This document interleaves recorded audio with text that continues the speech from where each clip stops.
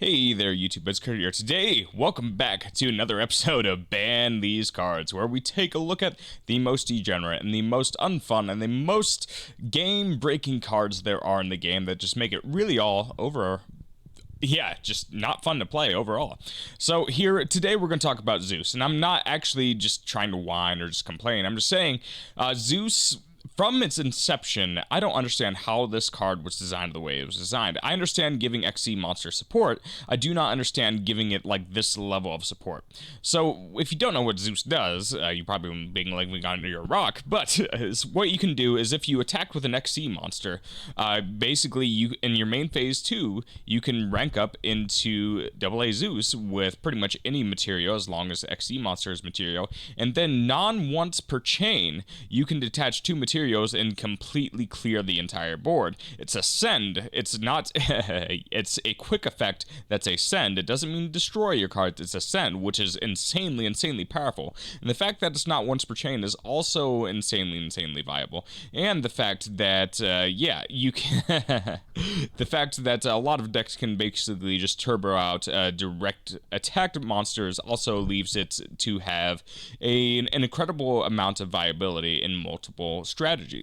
Here we can see we're playing Drytron, and we can see that I do a lot of work. Again, I am playing probably an overpowered combo deck, but it does have its counters. It feels, well, we'll just get through the replay, we'll see what happens here. Essentially, I recover. Yes, I actually go second here, and the fact that I'm actually able to recover against this deck and go second, I think I should be able to get rewarded for that to some certain degree. You would think maybe if I work hard and I play my cards right, assuming I open decently well, I would get rewarded for my efforts by taking control of the game space, especially against a deck that has a lot of firepower and a lot of interruptible capabilities. So we can see here, he's setting up his board. I'm not sure exactly what he ends on here. Yeah, he's doing his shenanigans. He's getting his fairies, and that's perfectly fine. And he goes for a Cyber Angel. Obviously, this is a ridiculous card. This is a secondary reason why some cards just absolutely need to be banned. So he has 4 negates on board. He has Lancia. Of all things, he has Lancia. I'm actually eating up some of his negates here. We use Chaos Space, and the fact that we're able to recover from this at all is absolutely insane.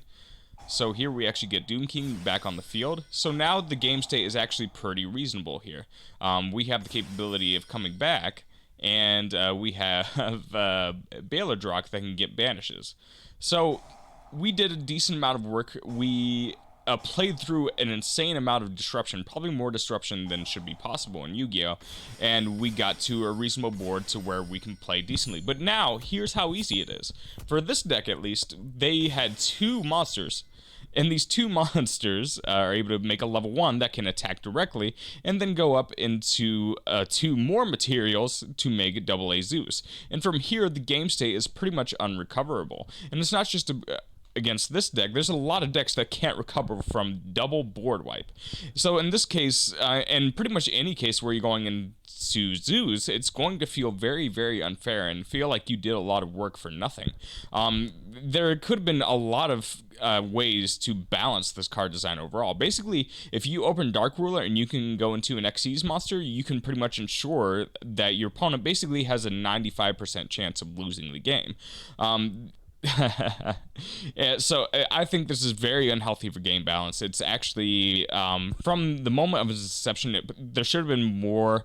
It's kind of like a Dragoon. Dragoon could have been more balanced. And it still would have made sales. I think this card would still be a $70, $80 card if it even came with a restriction of if it came with a once per duel restriction. I think that would be more than fair. Also, if it came with, or even if it wasn't a quick effect and it was forcibly once per chain, that might also be even slightly more fair. But here, even though I have an interrupt, it doesn't matter just because he can do it multiple times on the same chain. I do not think this is anyone's idea of healthy card design, and it doesn't promote healthy game balance. again, just because a card is designed to give you a boost going second does not mean it's healthy for the game. If there's essentially, if you open up Dark Rule and that wins you the game because you have Zeus in your deck, that's not balanced interactive gameplay. It's not interesting gameplay, and I don't think it's really good for the game at all. Again, there's a lot of cards that aren't good for the game, and that's what this series is dedicated towards.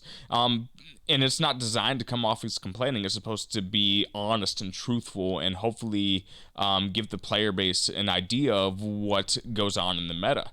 And if the player base is unhappy and they know about these things and how interactive the game is, they go away, and Konami's forced to retool how they market their sales.